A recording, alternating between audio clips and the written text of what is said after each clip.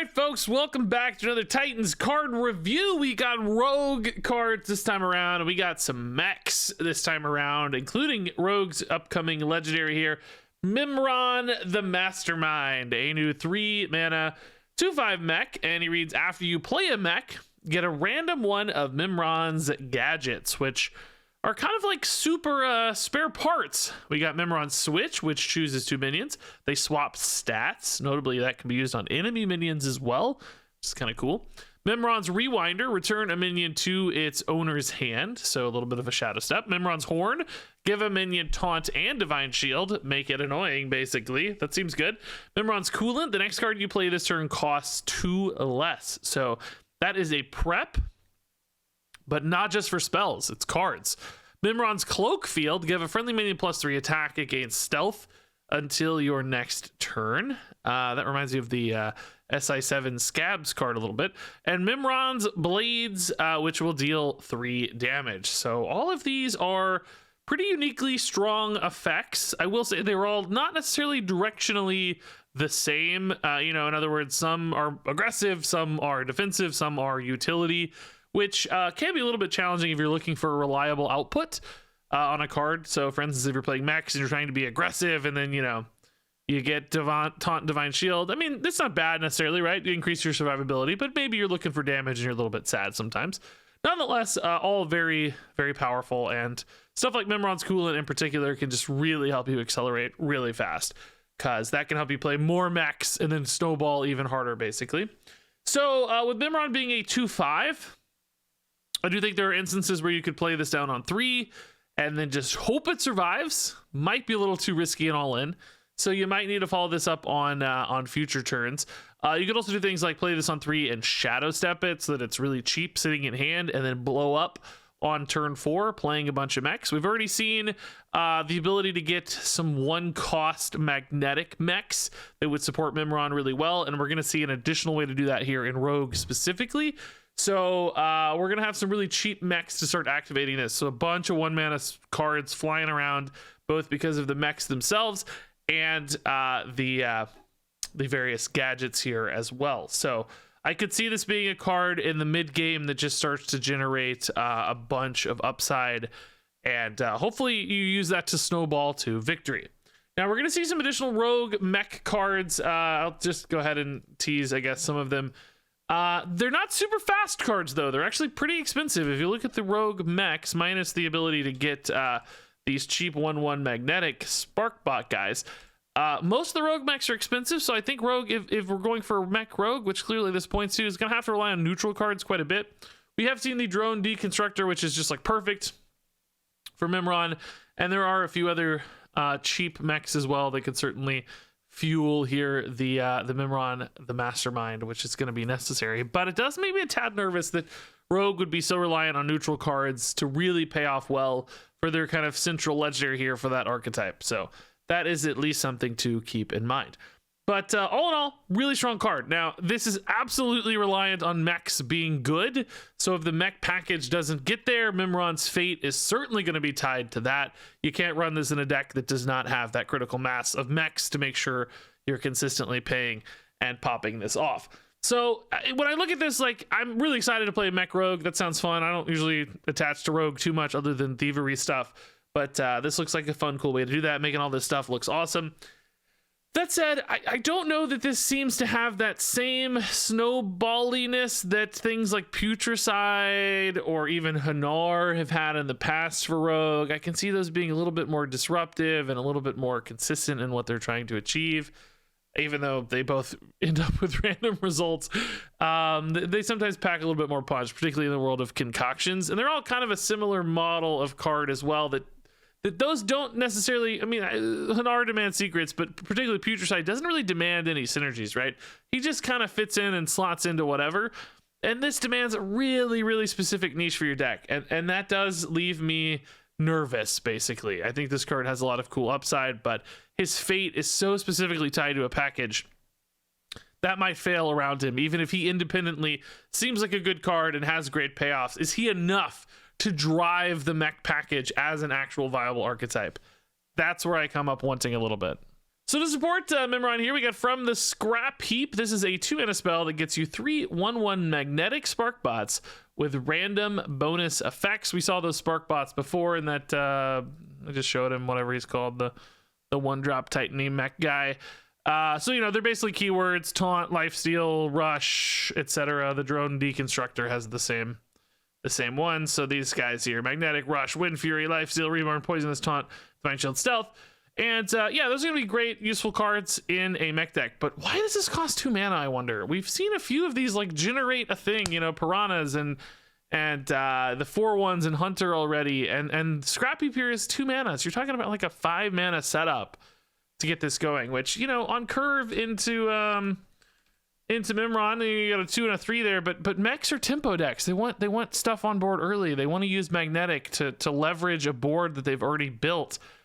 They don't want to necessarily be spending 2 mana to set all that up for the mid game. Like, can this pull back enough swing in the mid game to make it worth it? Like, is this going to try to grind people out with gadgets and value as opposed to just overwhelm people with stats?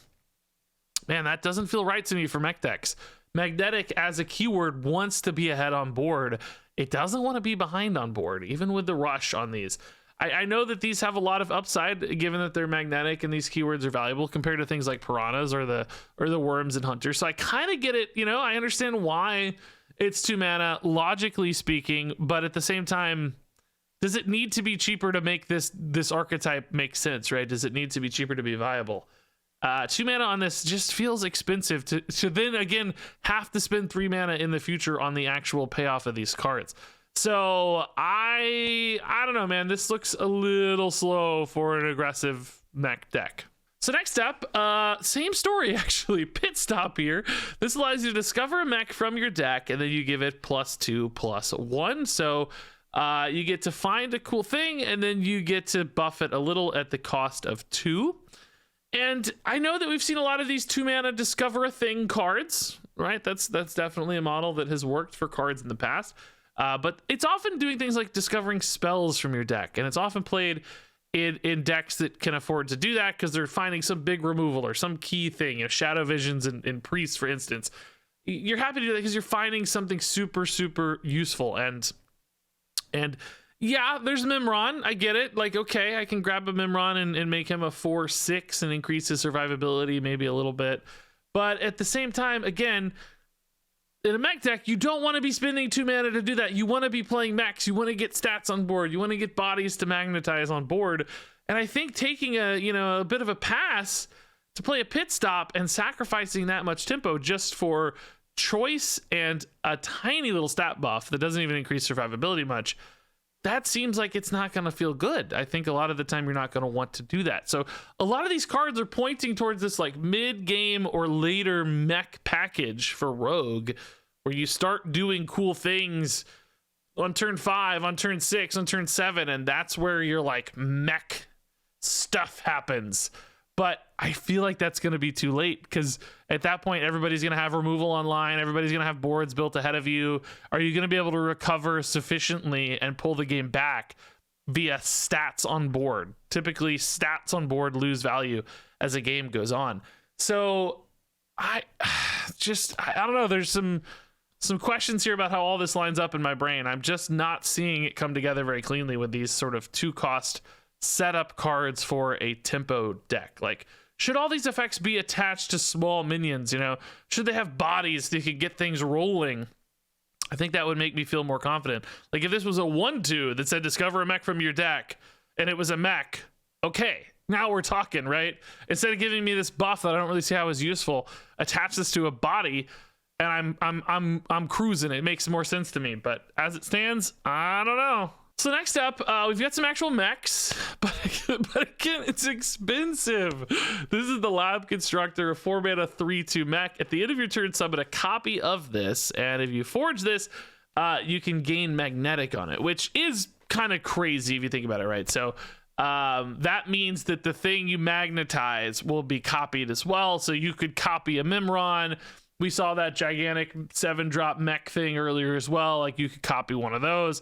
Like, clearly that's some huge upside, but it's also a 6-mana commitment at that stage. Costs 2 to forge this to give it that magnetic aspect.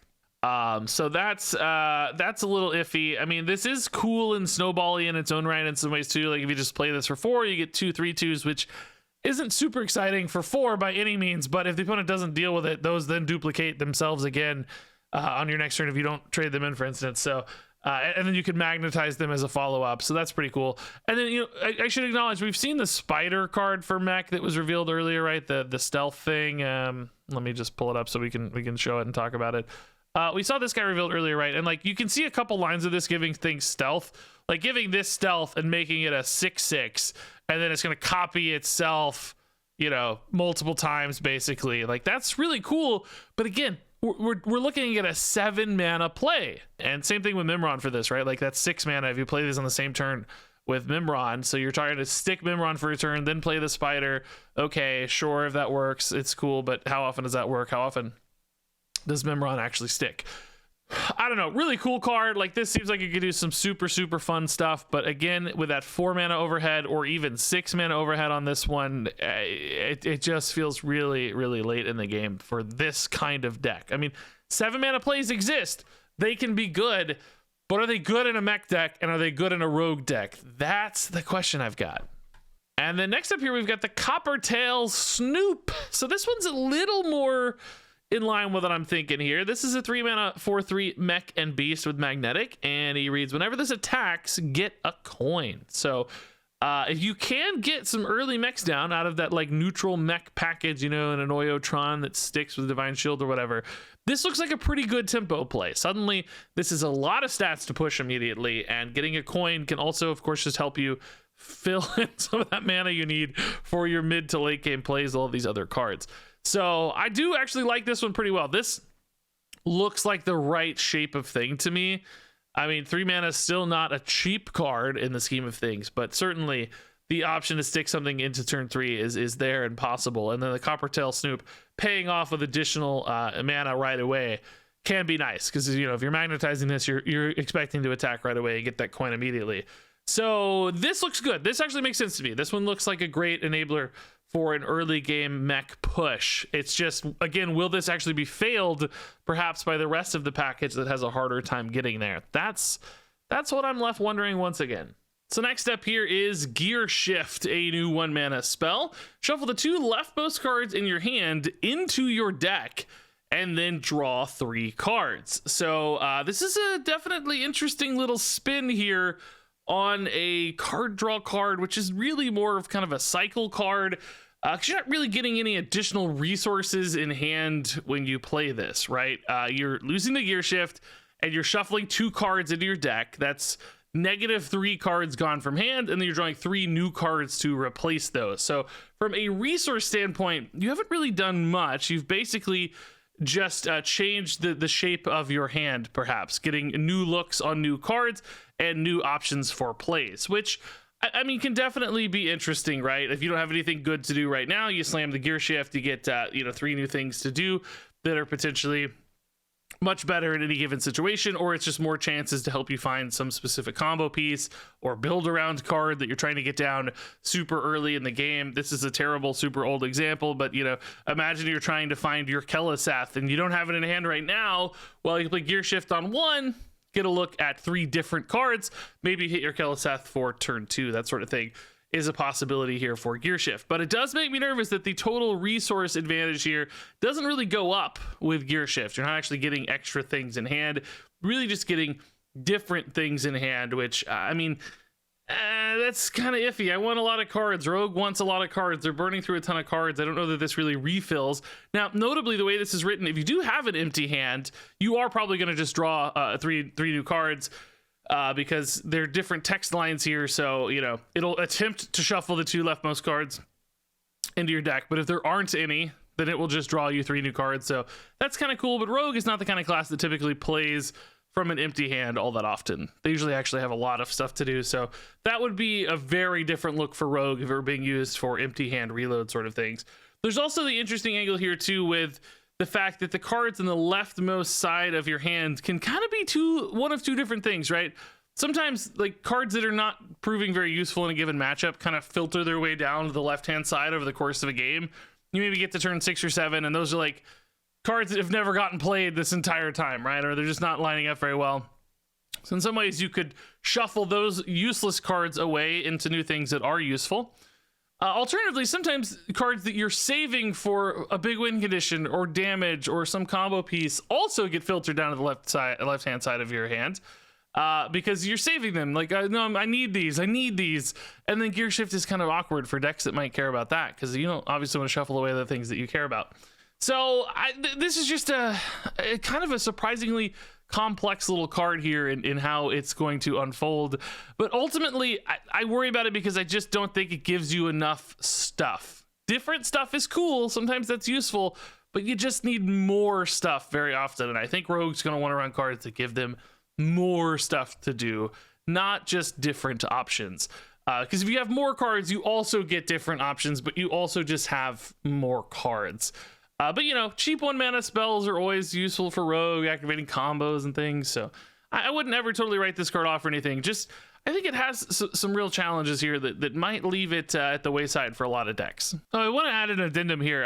I've seen a lot of people comparing this to Secret Passage, but it's not Secret Passage at all. It's not even close to Secret Passage, because with Secret Passage, the cards that you tuck away to find the 4 new cards, you're getting those back. So anything that you get off Secret Passage and play is just a net +1 in total resources. With this, the cards are going away for good. Whereas with Secret Passage, they're just hidden for a bit and then they're coming right back. So you don't lose access to those cards. So I don't really see the comparisons here to Secret Passage in any way, shape, or form. This is just a lot worse than Secret Passage in my mind. Moving on to Tar Slick. It's another 1-mana spell here. Minions take double damage this turn, and then it's going to deal 1 damage. So weird little kind of ping effect here that also helps Rogue find some removal, I guess. You know, we have things like, I don't know, Fan of Knives. I'm sure Rogue could piece together some other AoEs or you know, board clear options out of the neutral set too. And Tar Slick could definitely improve the power of all those.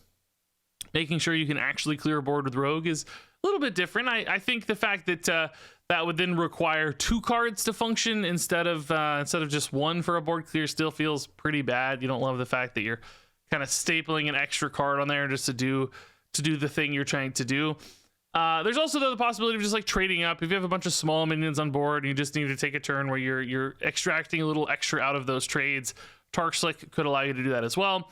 And then, you know, in a pinch, this is just to deal 2 damage to something as well. If you're absolutely desperate, you could use this just to deal 2 and clean up some kind of threatening minion on board, maybe alongside your hero power or something. That's a possibility, but also doesn't feel good. So when I look at this and I think about like all the situations I might want to use this or decks that I might want to use this, I don't get excited. That all those options seemed kind of meh at best. I was like, none of those really jump out at me as really exciting things that Rogue would want to do. I mean, I think there are other classes that would love this, would benefit from this a ton, but I'm not sure Rogue is one of them. I think Rogue, as we traditionally know it anyway, doesn't really love cards like this. This is not something they're looking to do so much, and the damage on this is, you know, it's nice for Rogue, I guess. Having a little extra damage never hurts, but certainly doesn't go very far. So ultimately, to me, I don't see a home for Tar Slick. Looks just too clunky. So next up here, we have the Kajamite Creation, a 2-mana 3/2 battle cry. Discover a spell from another class that costs 3 or less. So interesting little value generator here that has some real thief, burgle rogue type energy where you're getting spells from other classes, feeding into things like your Test Greymane potentially. And the fact that you get to discover it, of course, really improves the quality. We've had a lot of random thievery in Rogue in the past. Being able to pick your card can go a long way. Can adapt to game states, can help you find an on-curve play, perhaps, you know, grab something on 3 that's a little bit more proactive in some way or another. And all those things do definitely make this card feel a little bit better. In regards to general upside, though, you know, we see a lot of these like low-cost discover cards in the meta, actually. They pop up, but they usually pop up in decks that are really looking to go long and have a ton of value and grind people down with resources, which is a model that Rogue is not, again, traditionally as good at. It's not something Rogue tends to do very well. So, you know, you have fears that a card like this, although it supports a thievery package, is that going to be a top tier meta deck? certainly has had its moments in the past with Knowles and such, but right now, not seeing it so much. And then, you know, just kind of throwing this in on turn 2 and getting a random card. Is that going to be worth it for most rogue decks? Are they going to have a more dedicated game plan, looking to do something more specific and synergistic? Probably. So this is one of those cards that looks totally fine. Like, absolutely nothing wrong with this. Cheap Discover has had homes in the past. It just doesn't jump out at me as something that Rogue's like really excited about once again. These all just seem like kind of okay cards in a lot of ways, these last few. So not completely sold here on the creation, although this looks like a card I'll enjoy a ton. Gear Shift is a 3-star card. Tar Slick is a 2-star card. Kajamite Creation is a 4-star card. Mimiron the Mastermind is a 3-star card. From the Scrap Heap is a 3-star card. Pit Stop is a 2-star card. Lab Constructor is a 3-star card. Coppertail Snoop is a 4-star card. And there you go, folks. That wraps it up for this review. I'm really hopeful this works, by the way. I know sometimes when I talk about the power level of things, some of you think I hate them or want them to be bad. No, I'm having trouble seeing it come together, but I love the idea of this. I really want to make all kinds of cool, fun gadgets with Mimiron and do silly things with this guy that's copying mechs. Like, this looks really, really cool and fun. So we'll see. We'll be hopeful. We'll try our best. But I'm curious if you guys are feeling the same hesitations I am around this Mech Rogue package, feeling like it comes online just a little bit too late with its power plays. All the exciting stuff you want to do seems to be happening pretty late in the game for me. So share those thoughts in the comments below. Thanks so much as always for watching, and until next time, game on.